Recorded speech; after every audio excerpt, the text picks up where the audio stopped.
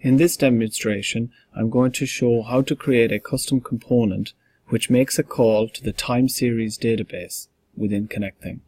This will allow us to retrieve data points indicating what the last values were for a particular metric. I already have an application demo app here, but nothing in it yet. I already have 4 devices on this server, and I have uploaded some data for one of those devices. That is the data we will attempt to retrieve now. So first I'll want to create a custom component by entering the galleries and clicking New.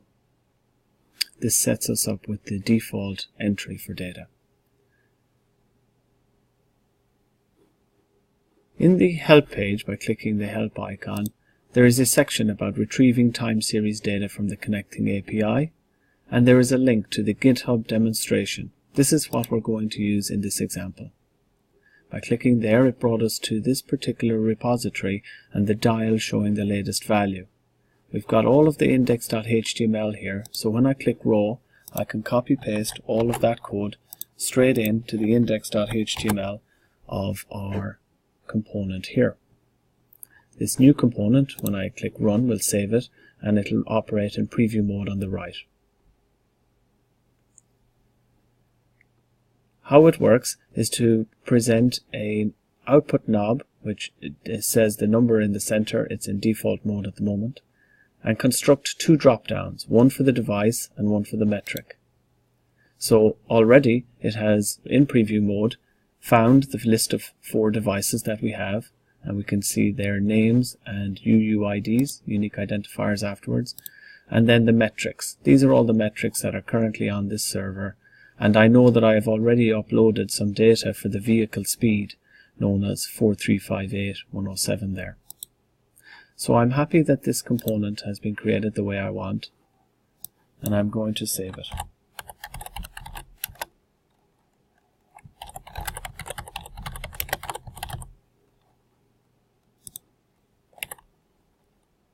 I'm going to put it in the demo category and not give it a thumbnail yet. So that has been published, and now I can see the retrieve time series data component in the widget gallery. So I return to the applications, I edit my application, and now I can insert one of those type of widgets. So it's in the custom components category, and retrieve time series data. I select this type. I don't have any settings for this one, so I click Finish. I'll give it slightly larger space to work with, so it'll be more visible. OK. To operate this now, we can use either the page level filters or the internal filters. We can select a device, such as Truck 2, and select a metric, such as the vehicle speed. It has made the call and retrieved it as the last value was 26. I'm going to show the Chrome developer tool here, because we are console outputting what's actually happening. Every 5 seconds, a call is being made to the server. We can see what the call is being sent and what the returned value is. For the returned value, I'm going to zoom in to the results, and inside values we've got a single entry. The array of values contains the timestamp since the epoch in milliseconds and the value 26. So 26 miles per hour was the last recorded value. Let's explore the code that retrieved this. For that, I'll close the inspector and return to the custom component itself. Retrieve time series data and click the Edit button. So this is the index.html which we pasted in. You see the HTML, which constructed the knob device and the 2 drop-downs,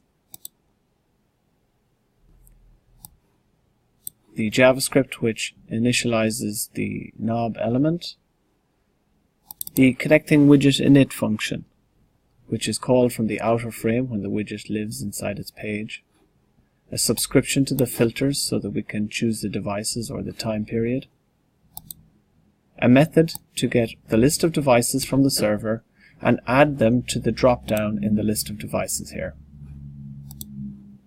The same thing for the metrics, which constructs the contents of the drop-down using a bit of jQuery here to add a value for each metric. And then every 5 seconds, as we see, we get a data point from the server. So this function first confirms that we have chosen some device and metric, and then it constructs a query for the time series database. Here a string has been built up which is saying for the given metric of name that chosen in the metric, and with a tag such that the UUID matches that on the drop down here. On the right hand side we see the UUID. Please retrieve the last entries across the value for 1 day and restrict it to a limit of 1. We log the message that we're about to run the query with that text. And then the widget utils function for run time series API query is called using that sample text. The output that it comes back with is set into the feedback div, which is just below the drop downs. And then the knob is set using that number. The number retrieved was inside, as we saw, as we explored in the developer tools, within the query results, and it was the first one. So the values that came back were at the 00 would have been the epoch timestamp, and 01 was the actual value, in this case 26, as we saw. Further details on how to access the APIs for the time series data, etc. are contained in the help page, particularly under the Data REST API documentation.